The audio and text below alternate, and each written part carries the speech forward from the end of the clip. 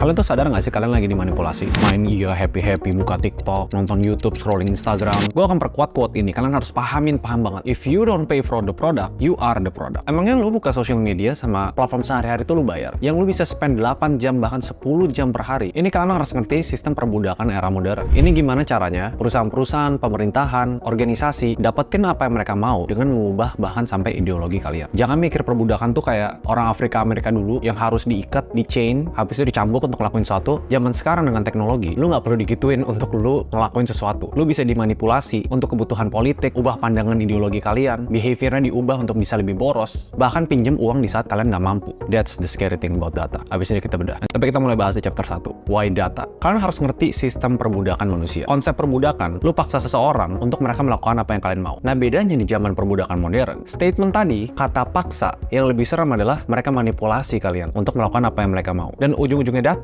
itu 4P, profit and power. Perusahaan mencari profit, pemerintahan mencari power. Kalau kita ngertiin aspek yang pertama dulu, perusahaan mencari profit. Kalau kalian ngikutin news, belakangan ini lagi rame, project yang bakal ngebunuh UMKM Indonesia. Namanya Project S dari TikTok. Walaupun gue udah ngomong langsung sama beberapa representatif, katanya nggak masuk Indo, but we'll never know. Soalnya di 2009, Amazon pernah ngelakuin yang sama dan mereka ditai-taiin karena ini ngelanggar etika. Konteksnya data tuh kayak gini, mereka develop marketplace. Marketplace itu harusnya nggak boleh bias. Lu bantu mempertemukan seller ke buyer, dan mereka jago banget. Tapi apa yang mereka dapat dari sana? Mereka dapat data produk-produk apa, ke customer siapa, sellernya di mana, yang rame di mana, bahkan datanya lebih banyak daripada sellernya itu sendiri. So apa yang dilakuin sama Amazon? Mereka nge-launch brand Amazon Basics, di mana mereka lihat produk-produk yang trending, mereka bikin dengan harga lebih murah, kualitas lebih bagus. Ya iyalah, karena Amazon perusahaan yang udah gede, secara nggak langsung ngebunuh seller-sellernya, dan Basics lahir dari kematian dan kerja keras dan keringat orang-orang yang jualan di platform mereka. Dan sebenarnya data collection dan disalahgunakan untuk profit perusahaan. Kelihatannya motor ulang. Sebenarnya launchingnya di Inggris, TikTok mereka bikin Project S, baunya mirip-mirip sama Amazon Basics. Bedanya, TikTok, perusahaan China, rumah dari seluruh manufacturing produk di dunia yang harganya bisa murah banget. Mungkin bisa lebih parah hasilnya. Yang sebelumnya orang bisa bikin produk lokal dalam skala kecil, rame di TikTok kalian nih, tiba-tiba ada produk yang 10 kali lipat lebih bagus karena semuanya pakai mesin dan harganya 1/5 lebih murah. Of course, itu data yang menurut gua, kalau salah sih menurut gua nggak salah. Bisnis, kan mereka nyari profit, tapi pertanyaannya etis nggak? Dan sebenarnya nggak nutup loh, itu cuma yang kelihatan dan lagi rame di media. Kita nggak tahu marketplace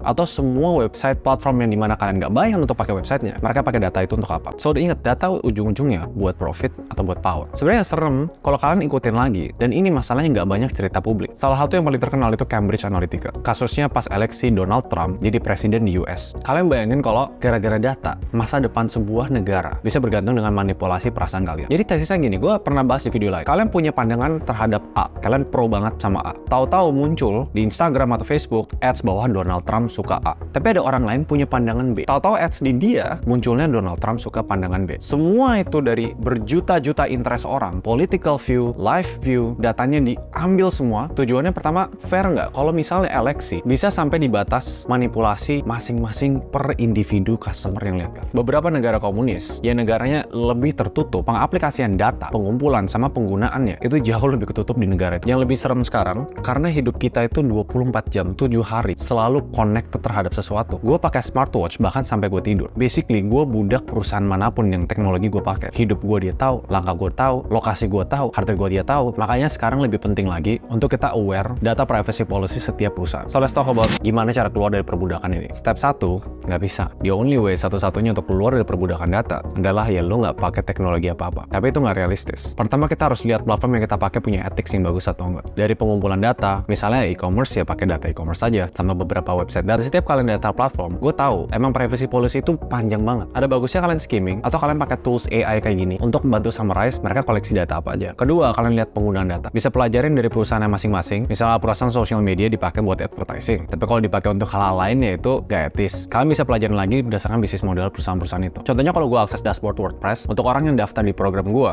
yang kalian bisa dapat akses juga kalau kalian daftar di Niaga Hoster. Misalnya orang daftar, gue pakai data itu untuk follow up atau kirim email seandainya mereka udah beli dan ini materinya untuk mereka. Jadi penggunaan datanya tetap dalam batas etis. Gak gue jual, terus buat perusahaan lain follow up untuk pinjol. Ya misalnya gue cek-cek satu-satu nih, oh ini kira-kira banyak utang. Dan sebenarnya itu poinnya. Oh yang terakhir, kebocoran data. Make sure kalian perusahaan atau platform atau plugin punya fitur keamanan di mana data kalian kalau kalian daftar di sana gak gampang dibobol sama